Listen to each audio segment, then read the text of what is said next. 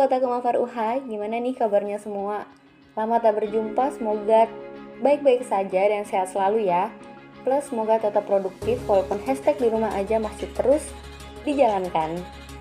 Nah gimana nih, udah pada tahu belum soal isu nasional yang cukup hangat diperbincangkan di kalangan para mahasiswa akhir-akhir ini?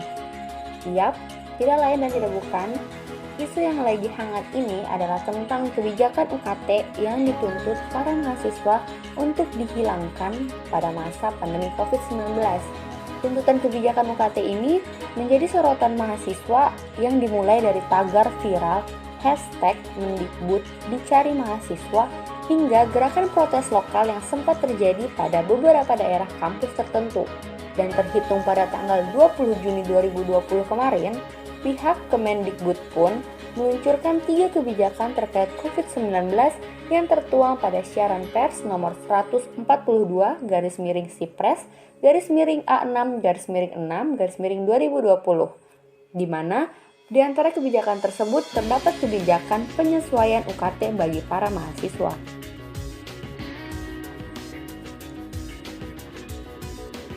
Tertulis dalam siaran pers tersebut terdapat 4 arahan kebijakan baru yang diatur oleh Permendikbud, yaitu penyesuaian UKT untuk mahasiswa yang keluarganya mengalami kendala finansial akibat pandemi COVID-19, mahasiswa yang tidak wajib membayar UKT jika sedang cuti kuliah atau tidak mengambil satuan kredit semester sama sekali, misalnya sedang menunggu kelulusan, pemimpin perguruan tinggi dapat memberikan keringanan UKT dan atau memberlakukan UKT baru terhadap mahasiswanya, dan mahasiswa di masa akhir perkuliahan membayar paling tinggi 50% UKT jika mengambil kurang dari sama dengan 6 SKS pada semester 9 bagi mahasiswa program sarjana dan sarjana terapan S1 atau D4 dan semester 7 bagi mahasiswa program diploma 3 atau D3.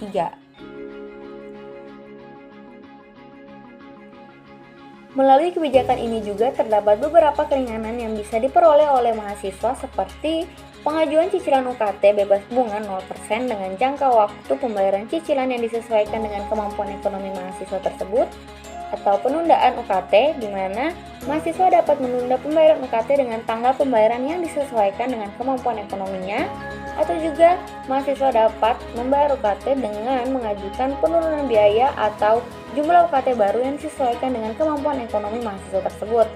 Kemudian mahasiswa juga dapat mengajukan diri untuk beasiswa Kartu Indonesia Pintar atau KIP, atau juga skema beasiswa lain yang disediakan perguruan tinggi dengan kriteria penerimaan sesuai ketentuan program beasiswa yang berlaku. Dan juga para mahasiswa mendapat keringanan atau dapat meminta bantuan infrastruktur berupa bantuan dana untuk jaringan internet dan pulsa dengan ketentuan berdasarkan pertimbangan masing-masing perguruan tingginya. Nah, berdasarkan panduan yang telah dikeluarkan oleh Kemendikbud tersebut, terdapat beberapa kampus yang telah melakukan modifikasi peraturan tersendiri terkait keringanan yang akan diberikan kepada mahasiswanya. Contohnya nih UGM atau Universitas Gadjah Mada yang berada di Yogyakarta menerapkan bentuk keringanan berupa penurunan kelompok UKT bagi mahasiswa program diploma dan program sarjana. Dan juga beberapa kampus lain yang telah menerapkan keringanan UKT adalah Institut Pertanian Bogor atau IPB, Universitas 11 Maret, Universitas Negeri Yogyakarta, Universitas Negeri Surabaya, Universitas Negeri Semarang, dan Universitas Negeri Gorontalo.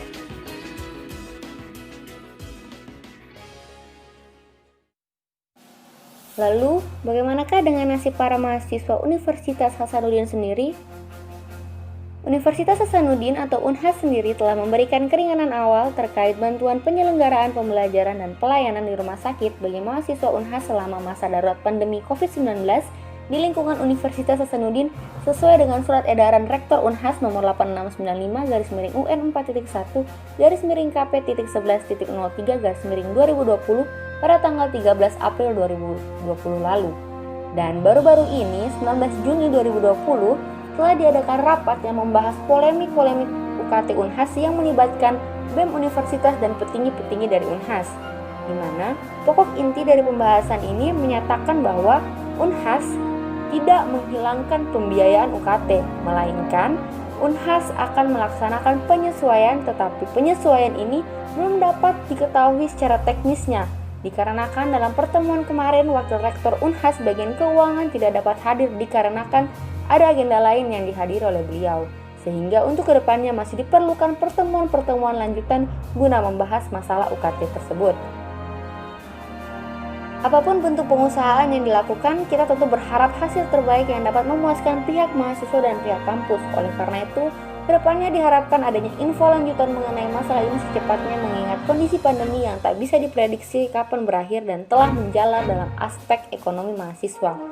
Sekian untuk segmen kali ini, semoga bermanfaat dan sampai jumpa di segmen selanjutnya. Terima kasih.